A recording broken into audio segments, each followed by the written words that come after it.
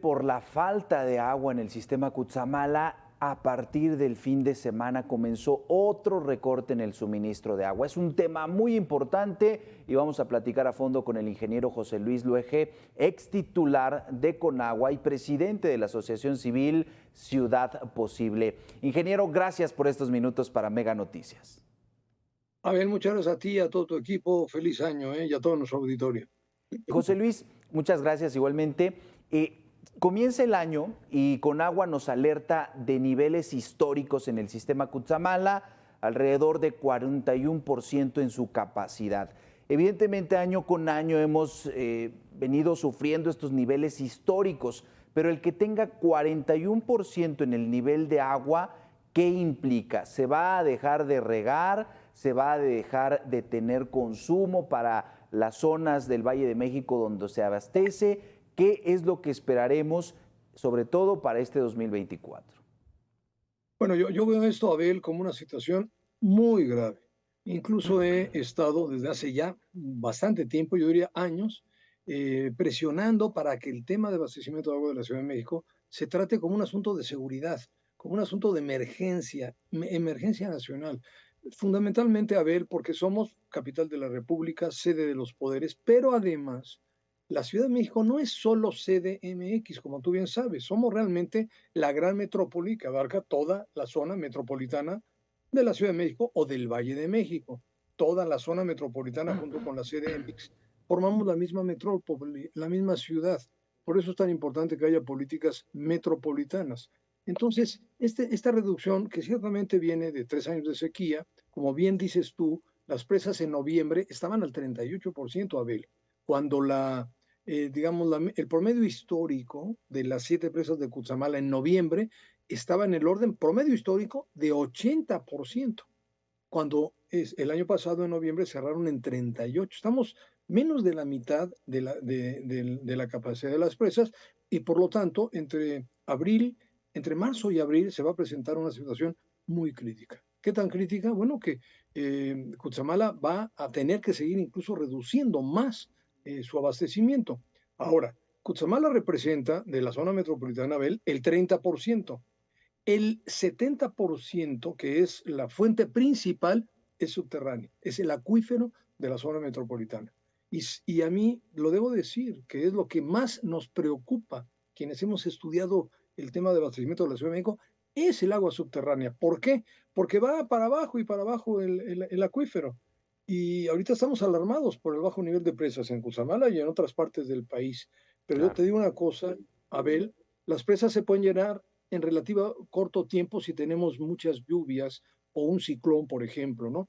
Pero el acuífero no. El acuífero es ese sistema de lluvia, permeabilidad y recarga del acuífero en ese ciclo que estudiamos de niños, que es mucho más prolongado. Claro. Entonces, el problema está peor porque nos vamos a ir sobre el acuífero ahora.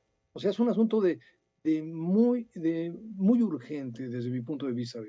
Claro, y este punto que mencionas es relevante porque se habla entonces de perforaciones de hasta 1 kilómetro, es decir, de 1000 metros para estar encontrando esta agua. Ahora, José Luis, las autoridades del Valle de México, de la Ciudad de México, incluso de Conagua, afirman que se ha estado trabajando para una eficiente distribución del agua. Hablábamos de 40% del agua perdida en fugas, ellos dicen que se ha ido disminuyendo este porcentaje.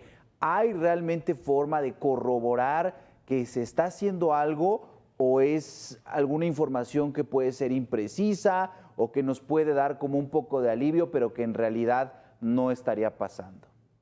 En realidad, Abel, se ha hecho muy poco desde mi punto de vista. No es un asunto nada más de criticar, ¿no? Pero lamentablemente un tema central en cuanto a la supervivencia de la ciudad, la sostenibilidad de la ciudad, pues es el abastecimiento de agua. Y este problema de abastecimiento, de falta de agua, viene de muchos años atrás, donde debimos de haber arrancado grandes obras, tanto nuevas fuentes de abastecimiento como el tema que tú ahora mencionas. Prácticamente la mitad del agua, Abel, se nos va en fugas.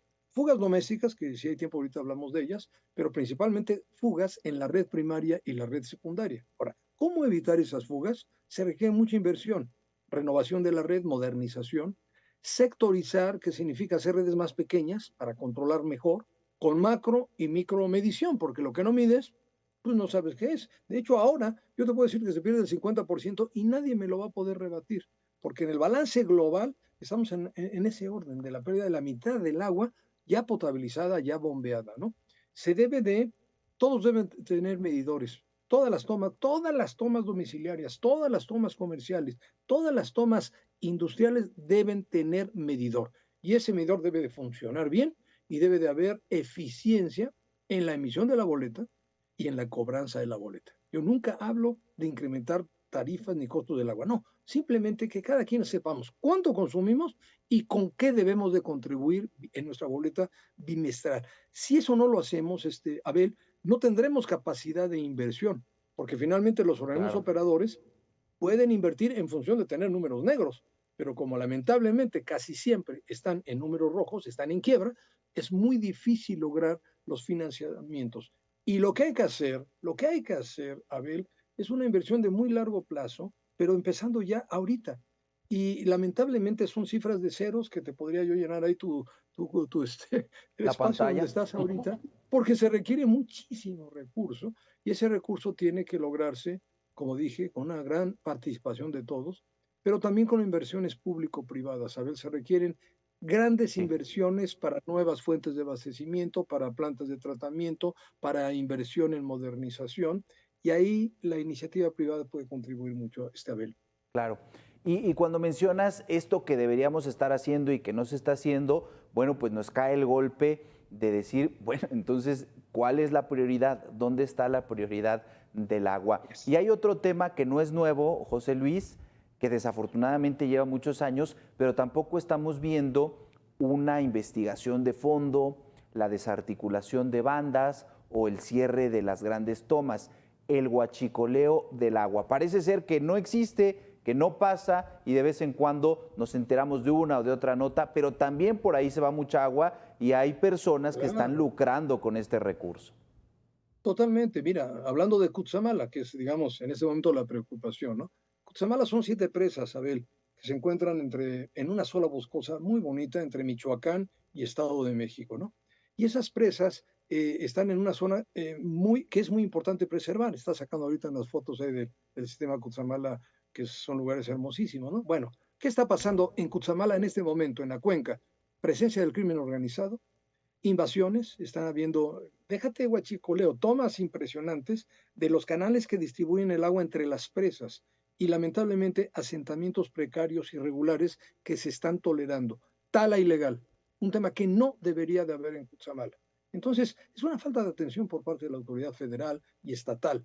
Ahí tenemos que estar. Sí, El crimen organizado hay que combatirlo y hay que quitarlo de ahí. Y obviamente todas las tomas irregulares deben de quitarse, porque finalmente el agua de Cutzamala está comprometida para el Valle de México y para Toluca. Y aquí lo que se demuestra es lo que tú acabas de decir, poca atención en un asunto central, ¿no? Se ocupa el recurso en obras verdaderamente faraónicas, absurdas, como el Tren Maya, por ejemplo. Nada más te voy a dar un dato. El Tren sí, Maya lo presupuestaron y lo justificaron con 120,000 millones. Según el INCO, en la nota que acaba de salir, va a costar al final sí. 560,000, más un dineral para subsidiarlo anualmente. Imagínate, con mucho menos de eso podríamos haber atendido estas, digamos, urgencias Claro, y este servicio fundamental y no lo han estado haciendo. Entonces, sí hay una sí, responsabilidad de todos nosotros. Tenemos que tener conciencia del agua, tenemos que cuidar el agua en esta etapa, Abel, no regar banquetas, sí, no regar el pasto, porque finalmente el agua de la manguera es la misma que usamos para beber y para bañarnos y para los alimentos, aunque se seca el pasto, pues ni hablar. sí, Ahorita sí vamos a entrar en una etapa no, donde tenemos que estar conscientes, no de haber fugas, ningún goteo en las llaves, ninguna fuga en el excusado, un sapito que no cierra bien el excusado. Son miles de litros al día, Abel. claro. Entonces, sí estamos en una etapa en que los ciudadanos tenemos que hacer conciencia y estar muy, muy presentes en el cuidado. Pero el problema es del gobierno. El problema es de Claro. lo que no ha hecho el gobierno en los últimos años y hay que exigir que en los presupuestos, tanto el Estado de México, Ciudad de México y el presupuesto federal, que no está contemplado en este PEF 24, lo tenemos que meter. Por eso Claro que sí. digo debe ser de seguridad nacional, Abel, porque solo en un esquema de seguridad podríamos justificar obras que son, desde mi punto de vista, muy urgentes. Platicamos con el ingeniero José Luis Luege, ex titular de Conagua y presidente de la Asociación Civil Ciudad Posible. El problema, sí, políticas públicas, un gran proyecto para las décadas que vienen, para los siglos, y esta parte, la inversión que por el momento no se está dando. José Luis, muchísimas gracias por estos minutos para Mega Noticias. Al contrario, Abel, muchas gracias a ti, y a todo tu equipo. Buenas noches. Estamos a la orden. Gracias. Están cortados por